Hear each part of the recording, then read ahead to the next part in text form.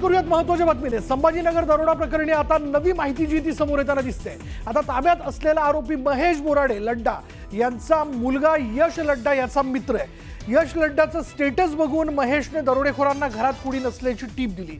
परदेश दौऱ्याचं स्टेटस यश लड्डानं सोशल मीडियावरती ठेवलं होतं अशी माहिती डीसीपी प्रशांत स्वामी यांनी दिली आहे। आणि त्यामुळे आधी बाळासाहेब इंगोले आणि आता महेश बोराडे यांनी आपल्या मित्राचा घात केल्याचं समोर आलंय। तसंच यश लड्डाला परदेश दौऱ्याचं स्टेटस ठेवणं ही चांगलंच भोवलंय। डीसीपी प्रशांत स्वामी यांच्याशी बातचीत केली आमचे प्रतिनिधी सिद्धार्थ गोदाम यांनी। त्यामुळे आता एक नवीन खुलासा, एक महत्त्वाचा खुलासा या सगळ्या प्रकरणात समोर येताना दिसतोय। बघा, संभाजीनगर दरोडा प्रकरणी आता ताब्यात असलेला आरोपी महेश बोराडे लड्डा यांचा मुलगा यश लड्डा यांचा मित्र आहे आणि यश लड्डाचं स्टेटस बघून महेशने दरोडेखोरांना घरात कोणी नसल्याची टीप दिली। परदेश दौऱ्याचं स्टेटस यश लड्डानं सोशल मीडियावरती ठेवलं होतं अशी माहिती डीसीपी प्रशांत स्वामी यांनी दिली। मध्ये दरोडा पडला आणि पोलिसांनी जवळपास आतापर्यंत 12 आरोपी ताब्यात घेतलेले आहेत। एकाचा एन्काउंटर झालेला आहे। बऱ्यापैकी प्रगती या सगळ्या प्रकरणामध्ये हळूहळू होते आणि या प्रकरणाची सगळी पाळामुळं आता अंबाजोगाईपर्यंत गेलेत। अंबाजोगाईतून सुद्धा पोलिसांनी आरोपी अटकेत घेतलेले आहेत। बऱ्यापैकी पोलिसांच्या अधिकारात आता हा सगळा तपास असला तरी सोनं कुठे हा सुद्धा प्रश्न विचारला जातोय। या सगळ्या विषयावर बोलण्यासाठी डीसीपी प्रशांत स्वामी सर आपल्यासोबत आहेत। दादा, कसं आहे आता अपडेट, काय नेमकं काय? दरोड्याच्या ह्या प्रकारामध्ये गुन्हा उघडकीस आलेला आहे। त्याच्यामध्ये आम्ही आतापर्यंत 12 आरोपी अटक केलेले आहेत। दरोडा टाकणारे आरोपी अटक झालेले आहेत। त्याच्यामध्ये ज्या आरोपींनी कट केला, प्लॅन रचला, ज्यांनी इन्फॉर्मेशन दिली ते सुद्धा आरोपी अटक केलेले आहेत।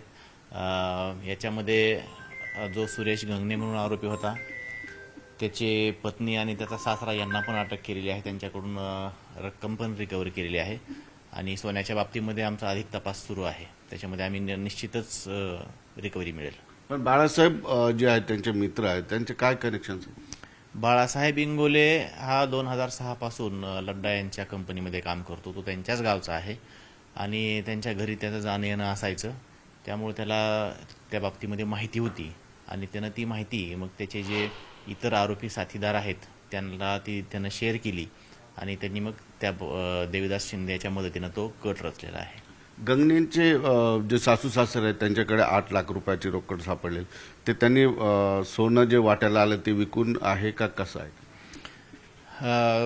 आतापर्यंत आमच्या झालेल्या तपासामध्ये गंगणेनं ते सोनं विकून कॅश जी आलेली होती तर ती कॅश त्याची पत्नी आणि सासरा यांच्याकडे ठेवलेली होती, ती आम्ही जप्त केलेली आहे। तर त्यानं ते सोनं कुठं मोडलं किंवा त्याचं काय केलं ह्याच्या बाबतीमध्ये आमचा अधिकचा तपास सुरू आहे। याच्यामध्ये लड्डाच्या मुलाचा मित्र सुद्धा इन्व्हॉल्व अशी सुद्धा माहिती, तर त्याचं काय अँगल आहे?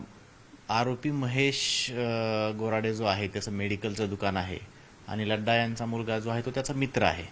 त्यामुळे त्यांच्या लड्डाच्या मुलांनी जे स्टोरी ठेवलेली होती सोशल मीडियावरती ती त्यानं पाहिली होती की ते सगळे परदेशामध्ये गेलेले आहेत। त्याच्यावरून पण त्यानं ती माहिती बाकी इतर आरोपींना दिलेली आहे। बघितलं आपण एकंदरीतच सगळ्या गोष्टी तपासातल्या पोलिसांना बोलता येत नाही हे आपण समजू शकतो। मात्र 12 आरोपी आहेत ताब्यात, एक एन्काउंटर झालेला आहे। पण सोनं कधी सापडेल हा प्रश्न सुद्धा लोकांकडून विचारला जातो आणि लोकांच्या मनात उत्सुकता सुद्धा। त्याला आता स्वामी सरांनी सांगितले की सोनं रिकव्हर लवकरच केलं जाईल।